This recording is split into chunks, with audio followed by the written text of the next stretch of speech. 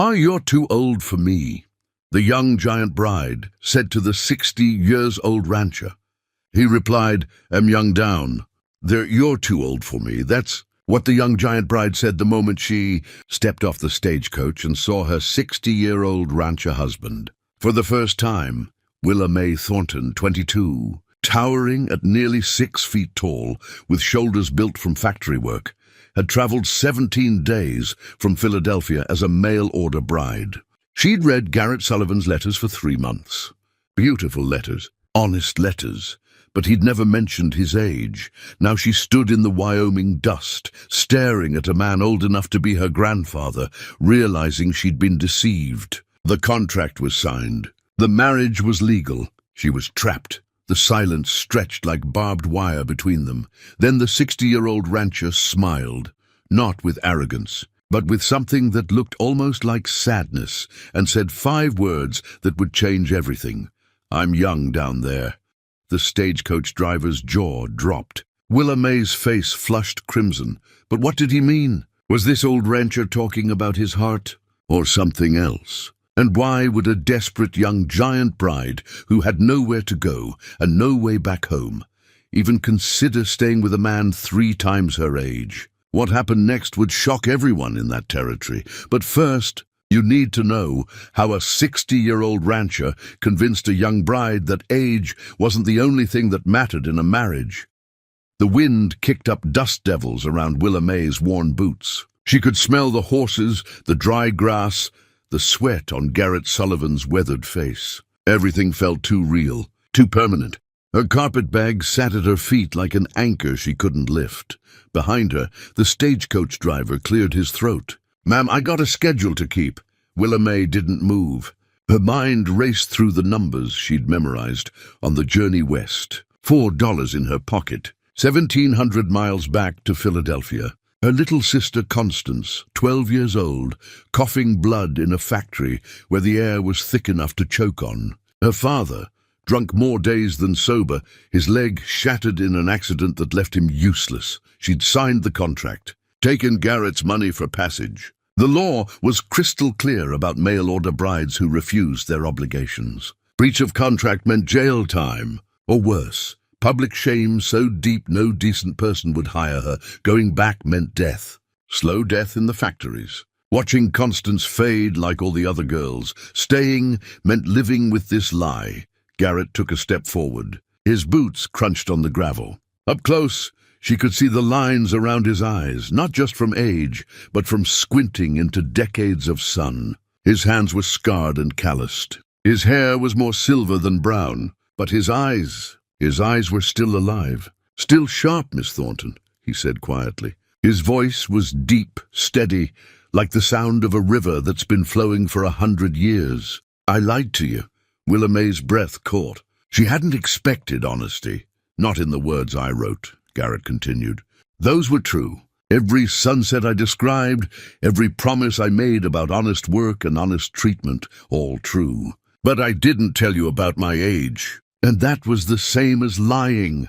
The stagecoach driver shifted uncomfortably. This wasn't the kind of conversation meant for witnesses. "Why?" Willa Mae's voice came out harder than she intended. "Why didn't you just tell me the truth?" Garrett looked away, toward the mountains in the distance. "Because I'm a coward. And a lonely one." He turned back to her. "I'm 60 years old, Miss Thornton. I got maybe 20 good years left if I'm lucky. And I've been alone for 15 of them. My wife died. My baby died. And every night since then, I eat supper at a table built for 4 with only 1 chair occupied." Something twisted in Willa Mae's chest. She recognized that kind of loneliness. She'd felt it in Philadelphia, surrounded by thousands of people who never saw her. "I wanted someone to know I existed before I died," Garrett said. "That's the truth. And I was willing to be dishonest to get it. That makes me a fool and a coward, but it don't make me a liar about everything else." The wind died down. Somewhere in the distance a hawk cried out. Willa Mae studied him. This 60-year-old man who'd deceived her, who'd trapped her, who was now standing here admitting his sins, like a man facing Judgment Day. "What happens now?" she asked. Garrett took a breath. "I'm proposing something. We get married tomorrow like planned, legal and proper.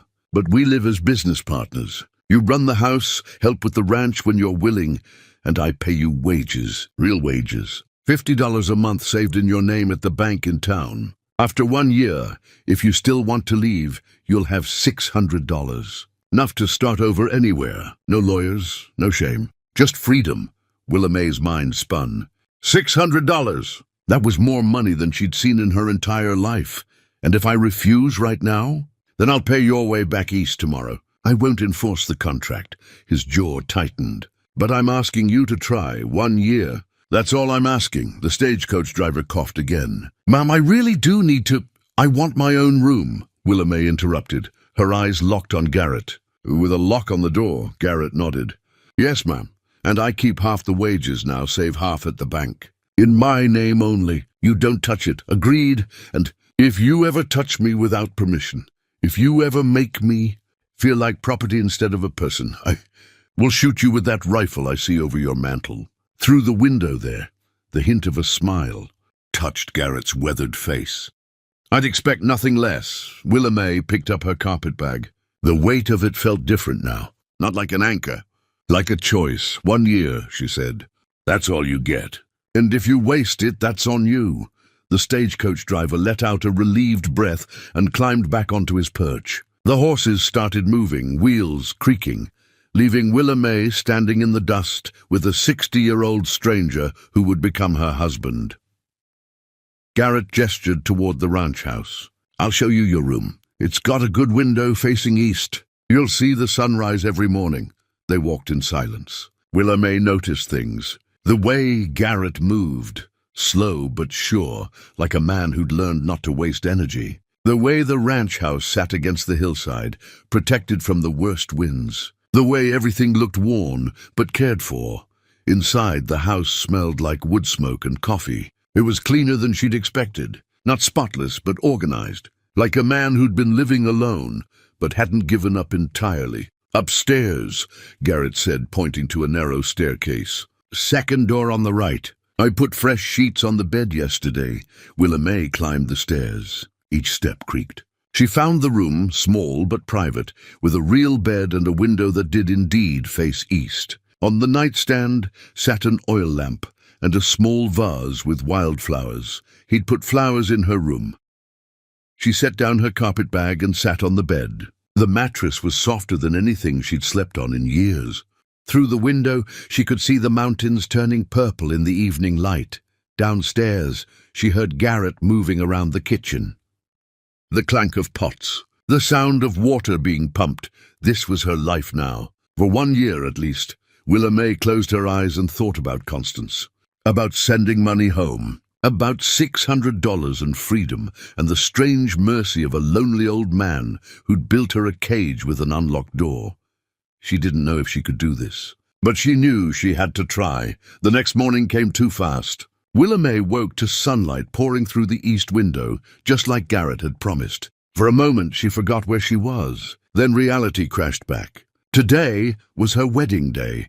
She dressed in the only good dress she owned, dark blue cotton, worn at the elbows but clean. Her hands shook as she buttoned it. In Philadelphia, she dreamed about her wedding day. White lace, orange blossoms, a young man with kind eyes who looked at her like she was beautiful instead of too tall, too strong, too much. This wasn't that dream. Downstairs, Garrett was already dressed in a clean shirt and vest. He'd shaved. His silver hair was combed back. He looked respectable, like a man trying his best. There's breakfast, he said, gesturing to the table. Nothing fancy, just eggs and bread. Willa May sat down. The eggs were cooked perfectly. The bread was fresh. She ate in silence, tasting nothing. Pastor Michaels will meet us at the church in town at 10, Garrett said. It's about an hour's ride. We should leave soon. Willa May nodded. Words felt impossible. They rode to town in Garrett's wagon. The morning was cool, the sky impossibly blue. Willa May watched the landscape roll by. Endless grass, distant mountains. A world so different from the cramped streets of Philadelphia, it felt like another planet. It's beautiful here, she said. Surprising herself. It is, Garrett agreed. Lonely sometimes, but beautiful. The church was small, wooden, painted white. Pastor Michaels was waiting on the steps. a thin man with kind eyes and a Bible tucked under his arm. Two townswomen stood nearby as witnesses, curiosity written all over their faces. The ceremony took less than 10 minutes. Willa May spoke her vows in a voice that didn't sound like her own. Garrett's voice was steady, certain. When Pastor Michael said, "You may kiss the bride," Garrett simply took her hand and squeezed it gently. No kiss, just respect. And somehow, that made Willa May's throat tight with something she couldn't name. They signed the papers. The witnesses signed. It was done. Willa May Thornton was now Willa May Sullivan, wife to a 60-year-old rancher she'd known for less than 24 hours. On the ride back, Garrett spoke. "I know this isn't what you wanted, but I'll do my best to make it bearable. That's my promise to you."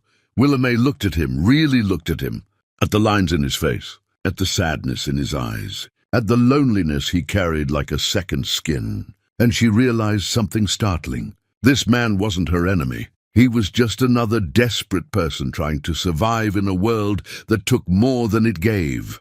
"I'll try too," she said quietly. "That's all I can promise." Garrett's face softened. "That's more than I deserve." The first week was a cold war fought in silence. Willa May attacked every task like she was trying to prove something. She scrubbed floors that were already clean. She reorganized the pantry, the barn, the tool shed. She cooked meals big enough to feed 6 men and served them without speaking. Her hands were always moving, always busy, building walls between herself and Garrett with every swept floor and folded blanket. Garrett gave her space. He worked the ranch from before sunrise until after sunset, coming in only for meals and sleep. He slept in the barn most nights, even though Willa May had her own locked room. Like he was afraid his presence in the house would suffocate her. They were two strangers living in the same prison, each trying not to touch the bars. But on the 8th day, something shifted. Willa May was hanging laundry when she heard it. A sound that didn't belong. She turned and saw Garrett by the corral, struggling with a horse that had gotten tangled in barbed wire. Blood streaked the animal's leg. Garrett was trying to calm it, but the horse was panicking, thrashing, making everything worse. Without thinking, Willa May dropped the laundry and ran. "Hold still," she said, her voice cutting through the chaos. The horse's eyes rolled white with fear. Willa May had worked in factories, but before that her grandfather had kept horses. She remembered. "Easy now, easy." She placed her hand on the horse's neck, warm, trembling, alive. Garrett stared at her. "Miss Sullivan, you should step back. He's dangerous when he's scared," Willa May interrupted. Her voice was soft but firm. "Scared things need calm, not force." She kept her hand steady, murmuring words her grandfather had taught her. Nonsense words. Soothing sounds. The horse's breathing slowed. Its muscles relaxed. "Now," she said to Garrett, "cut the wire." Quickly but gently. Garrett moved fast. His weathered hands worked the wire cutters with precision. Within seconds, the horse was free. It stumbled back, favoring its injured leg, but calm now. Manageable, they stood there breathing hard, both of them covered in dust and blood that wasn't theirs. "Where'd you learn that?" Garrett asked my grandfather. "Before he died." Willa May looked at her hands. They were shaking now that the crisis was over. "I haven't touched a horse in 5 years. You saved his life. Mine too, probably. He could have kicked my skull in." Willa May met Garrett's eyes. For the first time since the wedding, she saw something other than guilt there. She saw gratitude, respect, something real. "Thank you," Garrett said quietly. "You're welcome."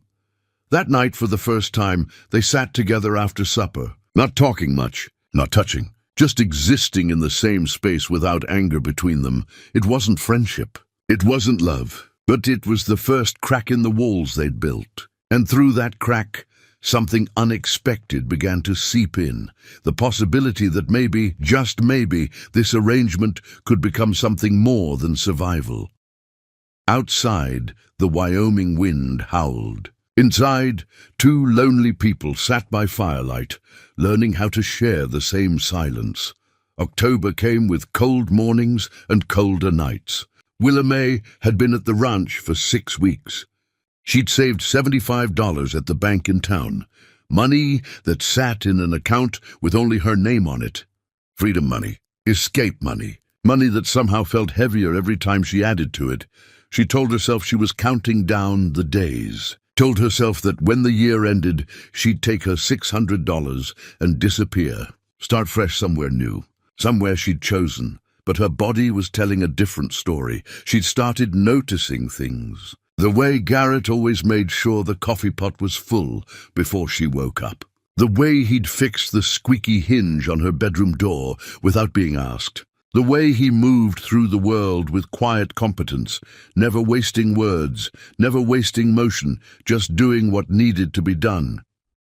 He was kind, not in a loud way, not in a way that demanded gratitude, just steady, reliable kindness that showed up every single day. It was starting to scare her. Then the wolves came. Late October, a pack started hunting near the ranch. Garrett found 2 chickens dead one morning, torn apart. He set traps, built higher fences, but the wolves were smart, hungry, desperate as the weather turned. 3 nights later, Willamay woke to screaming, not human screaming. Animal screaming, high-pitched, terrified. The chickens. She bolted out of bed in her nightgown, grabbed the rifle Garrett kept by the door, the one she'd threatened to shoot him with, and ran outside barefoot into the freezing night. The wolf was massive, grey as smoke, eyes like lantern light. It had already killed 3 hens. Blood soaked the ground. The wolf turned toward her, and Willamay raised the rifle. Her hands shook. She'd never fired a gun in her life, never killed anything. The wolf's eyes locked onto hers, and she saw something there. Not evil, just hunger. Just another desperate creature trying to survive. Her finger froze on the trigger. The gunshot exploded behind her. The wolf dropped instantly, a clean shot to the head. Willamay spun around. Garrett stood in the doorway in his undershirt, revolver still smoking in his hand. His chest heaved. His eyes were wild with fear, not of the wolf but for her. "Are you insane?" he shouted. His voice cracked with emotion she'd never heard from him before. "You ran toward a wolf in your nightgown with a gun you don't know how to use?" Willamay's legs gave out. She sank to her knees in the cold dirt, the rifle clattering beside her. Her whole body shook, not from cold, but from the crash of adrenaline and fear and something else she couldn't name. Garrett crossed the yard in 3 strides and dropped to his knees beside her. For a moment they just stared at each other. Then, without asking permission, he pulled her against his chest. She should have pushed him away. Should have remembered her rules about touching. Should have been angry. Instead, she buried her face in his shoulder and let herself be held. "I couldn't shoot," she whispered.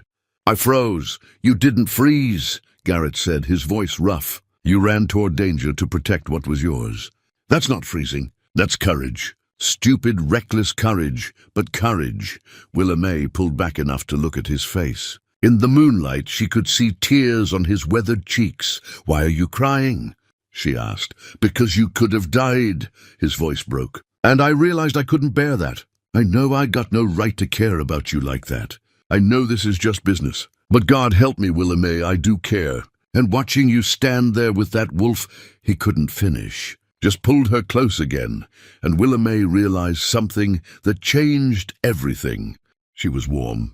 For the first time since Philadelphia, since the factories, since her mother died and her father started drinking, since Constance got sick and the world became cold and cruel, she was warm. Not from passion, not from romance, from being held by someone who genuinely cared, whether she lived or died. "Garrett," she said softly, "why did you really want a wife?" He was quiet for a long time. When he finally spoke, his voice was barely a whisper. 15 years ago, my wife Rebecca died giving birth to our daughter. The baby died too. Complications, blood, too much blood. He took a shaking breath. I buried them both on the hill overlooking the creek. Rebecca was 23. Our daughter never got a name, never took a single breath. Willamay's heart cracked open. "I've been alone since then," Garrett continued. "And every year this ranch feels bigger, emptier. I wake up and wonder if anyone would even notice if I didn't. If I died tomorrow, would anyone care? Would anyone remember I existed?" He pulled back to look at her. "I didn't want to die invisible, Willamay. I didn't want to disappear, like I never mattered. Tears burned Willa May's eyes. She understood that fear, had lived with it every day in Philadelphia, invisible among thousands, just another factory girl who'd be replaced before her body was cold. "You matter," she said. "You matter, Garrett." His eyes searched hers. "Do I? To you?" She should have lied, should have kept her walls up, should have remembered this was temporary, that she was leaving, that love was a luxury neither of them could afford. Instead, she told him the truth. Yes. God help me, yes. November brought the first snow, and with it a secret that would change everything. Willa May had been at the ranch for 3 months. She'd saved $150. Half her year was still ahead of her, but something had shifted after the wolf attack. She and Garrett weren't just business partners anymore. They were something else, something neither of them had words for. They talked now. Real conversations. Over morning coffee, Garrett told her about the ranch, how he'd built it from nothing, how every fence post represented a dream he'd carried. Over evening meals, Willa May told him about Philadelphia, about Constance, about the factories, about the life she'd escaped. They didn't touch, didn't cross that line, but the space between them felt different now, charged, waiting. Then Willa May noticed something strange. Every afternoon, right after lunch, Garrett disappeared. Not to work the cattle, not to mend fences. He'd saddle his horse and ride north toward the far pasture, carrying tools and lumber. He'd be gone for exactly 2 hours, every single day. At first she thought nothing of it. Ranch work was endless. But after a week, curiosity ate at her. What was so important in that north pasture that required 2 hours every single day? On a grey November afternoon, she followed him. She kept her distance, staying in the tree line where he wouldn't see her. Garrett rode to a clearing she'd never visited before, a flat piece of land with a view of the mountains that made her breath catch. And there, half-built but unmistakable, stood a cabin. Willa May's heart stopped. It wasn't large, maybe 1 room, 2 at most, but it had real glass windows, expensive out here. It had a stone fireplace carefully mortared. It had a porch that faced the sunrise. Every board was sanded smooth, every nail driven with precision. Garrett was building something beautiful, but for who? Willa May watched him work. His 60-year-old body moved carefully, methodically. He measured twice, cut once, sanded edges that would never be seen. This wasn't just construction. This was love made physical. Yeah, made real. Her mind raced. Was this for another woman? Had he been lying about wanting her? Was she just temporary help until someone better came along? The jealousy that ripped through her was so sudden, so fierce, it nearly knocked her off her horse. That's when she knew. She'd fallen in love with him. With this 60-year-old rancher who'd lied to get her here, but spent every day since trying to set her free. She'd fallen in love with his quiet kindness, his steady hands, his lonely heart that matched her own. And now he was building a cabin for someone else. She rode back to the ranch before he could see her, spent the afternoon in a fury of cleaning and cooking, trying to outrun the pain in her chest. When Garrett came home that evening, she could barely look at him. "You all right?" he asked, concern in his eyes. "Fine," she lied, but she wasn't fine. That night, she lay awake imagining him bringing another woman to that cabin. Someone prettier, younger, someone who deserved him more than a factory girl who'd only stayed because she had nowhere else to go. The next day, she couldn't stand it anymore. She rode out to the north pasture while Garrett was in town getting supplies. She had to see it again, had to understand what she was losing. The cabin was nearly finished now. The roof was on, the windows installed. She dismounted and walked up to the porch. Her boots echoed on the new wood. She pushed open the door. Inside was perfect. One main room with the stone fireplace. A sleeping loft above. The windows framed the mountains like paintings. On the small table by the window sat a folded piece of paper with her name on it. Her hands shook as she opened it. Garrett's handwriting. Careful, precise. Willa May, this is yours. Your Freedom House. When the year ends, you can live here if you want to stay on the ranch, but need distance from me. You'll have your own space, Your independence, your choice. Or I'll sell it and add the money to your wages if you leave. Either way, you're free. You've always been free. I just wanted you to have a place that proved it. Garrett, Willa May's vision blurred. Tears streamed down her face, hot and unstoppable. He'd been building her freedom. Not a cage, not a trap. A door she could walk through, whether it led away from him or just gave her room to breathe. She heard hoofbeats. Garrett returned from town early. She quickly wiped her eyes, but it was too late. He appeared in the doorway and saw her holding the note. Saw her tears, his face went pale. You weren't supposed to find this yet. It's not finished. I was going to... Why? She interrupted. Her voice cracked. Why would you do this? Garrett stepped inside slowly, like approaching a spooked horse. Because I meant what I said. I won't trap you. This whole time, I've been trying to build you a choice. A real choice. Not the fake one I gave you at the stagecoach. But this must have cost. The windows alone. I don't care what it cost. His voice was fierce now. You're worth more than money, Willa May. You're worth more than this ranch. More than anything I own. And if building you a cabin means you might stay, even just as a neighbor, then every nail was worth it. Willa May couldn't speak. Couldn't breathe. This man, this 60-year-old rancher she'd called too old, had spent 3 months building her freedom with his own scarred hands. I love you, she said. The words tumbled out before she could stop them. I know I shouldn't. I know you're too old and I'm supposed to leave and this was just business, but I love you, Garrett Sullivan. And I don't want my own cabin. He crossed the room in 2 strides and kissed her. Not gentle, not careful, desperate. Like a drowning man, finally breaking the surface. His weathered hands cupped her face. Her fingers tangled in his silver hair, and for the first time in either of their lives, they weren't alone. When they finally pulled apart, both breathing hard, Garrett pressed his forehead to hers. I love you too, he whispered. From the moment you threatened to shoot me, maybe even before.